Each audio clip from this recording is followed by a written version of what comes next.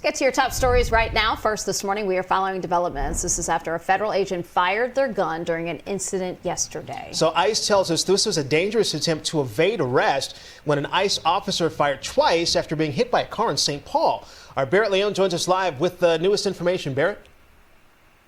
Hey, good morning, AJ, Heather. Right now, advocates are protesting ICE operations in the Twin Cities right here in downtown Minneapolis. You can see the candlelight vigil behind me, and it's peaceful. But Sunday morning, it was a chaotic scene that put 2 federal agents in the hospital and a suspect in custody. Here's what we know happened. The Department of Homeland Security says 2 federal immigration agents were hit by a vehicle during a traffic stop. One of the agents then fired their weapon twice. Authorities tell us the suspect was not hit by gunfire and no St. Paul officers involved in the arrest or in the use of force. Federal officials say the suspect tried to drive away, hitting multiple ICE agents and vehicles during the encounter. In a statement to our newsroom, DHS tells us, quote, our officers are facing a more than 1,150% increase in assaults and a more than 8,000% increase in death threats against them as they arrest the worst of the worst offenders, including murderers, sexual predators, terrorists, and gang members. Now, the suspect is currently in ICE custody, and DHS says charges are pending right now. The 2 officers were taken to the hospital. They are expected to be okay. And again, that candlelight vigil I mentioned behind me, we did connect with the organizers, and we're going to dig more into the why of this 24-hour vigil. That's coming up in the next half hour. All right.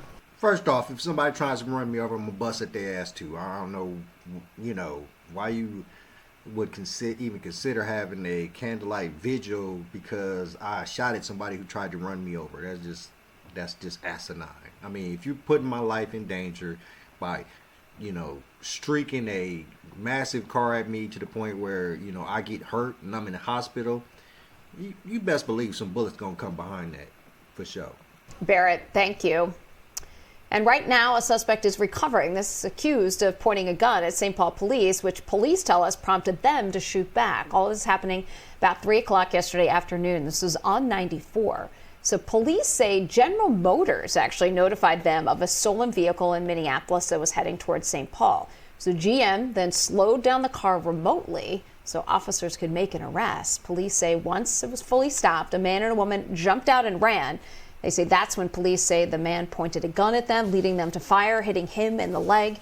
The officers involved. All right, first off, because I didn't realize that this was a continuation. I thought this was all about the situation over in Minnesota where the ICE agent was busting at the person that tried to run them over or ran them over.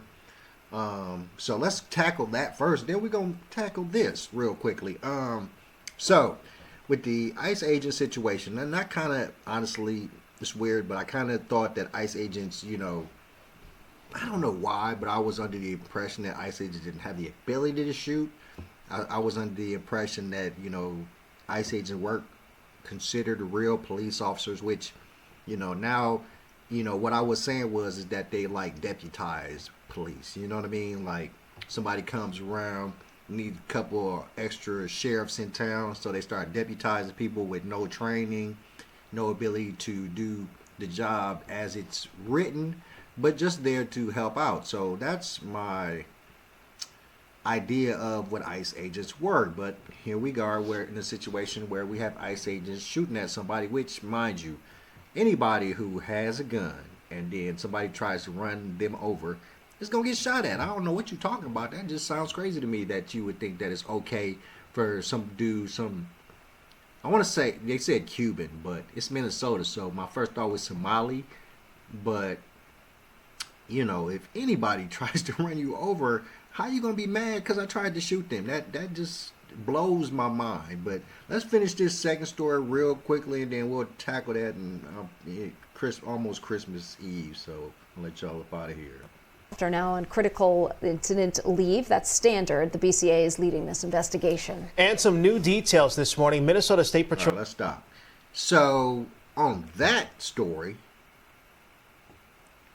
I want to talk about the simple fact that GM notified the police officers about this vehicle, and then GM cut the vehicle off. Now, we talk a lot about how this new technology in these vehicles is giving, the government and the automaker and all these other, places too much authority over your vehicle. And the idea that, GM or any entity has the ability to shut your car off bothers me. I mean, you could be barreling down the highway 55, 60 miles per hour. If they would shut your car off at that moment, you're going to cause an accident. It's going to happen. And it really bothers me. And I really thought that they got away from this. They got rid of this technology because there was a massive recall over at Jeep, specifically for the Jeep Grand Cherokee, but it was pretty much all of their vehicles.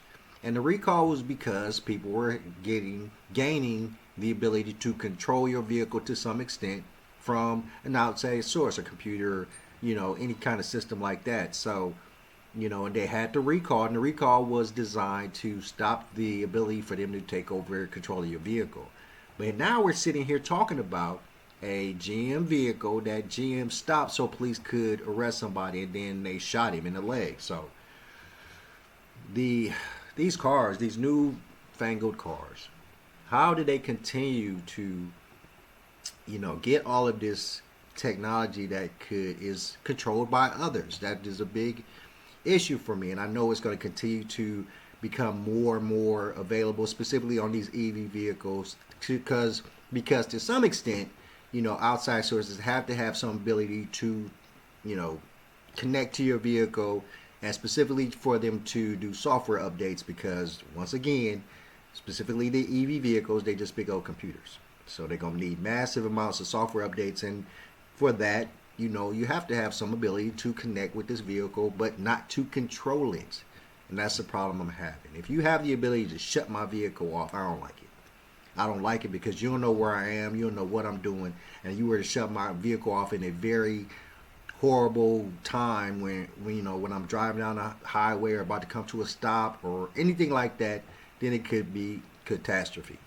So let's keep on going with this Minnesota thing, see what else they talking about. If it's another thing about a car, we're going to keep going. Patrol says their troopers are safe and uninjured after 2 squad cars were hit in 2 separate crashes over the weekend. This first piece of video, it is something else. Take a look for yourself. First happened late Friday night on I-94 in Franklin. Did you see that right there? This is in Minneapolis. The driver in this instance arrested on suspicion of DWI and criminal vehicular operation. And in the second one, that happened Saturday night. Look at the aftermath here. This on 35W in New Brighton. This crash is still under investigation.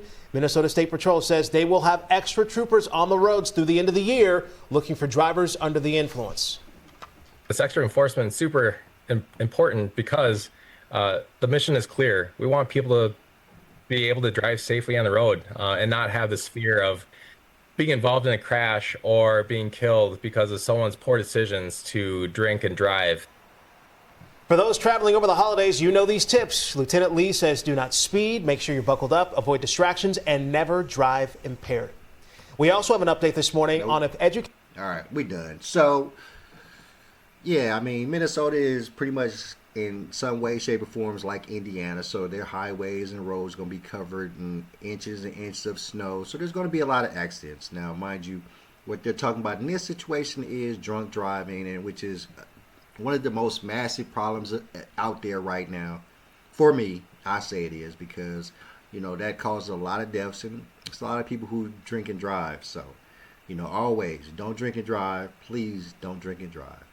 But Minnesota, I kind of thought that we was going to head down that Somali road and, hear that the ICE agent was, ran over by a Somalian because of all of the things that are going on with Somalians in Minnesota right now. But no, we got a Cuban who decided he was going to try to run some police overs. And, I vary in my feelings on the whole ICE agent situation. I know to some degree they're very warranted. Not to some degree they're very, doing a good job of getting rid of those people who are criminals and who are bad for the United States of America. But then again, you always see those stories where ICE agents are arresting and deporting people who are not illegal immigrants and who are not, criminals to any extent. So we just have to monitor that. I'm not surprised that ICE is in, Minnesota But you know, I would think that they would be there dealing with the illegal immigration of Somalian people other than anything else, because that's been the biggest story out of Minnesota right now.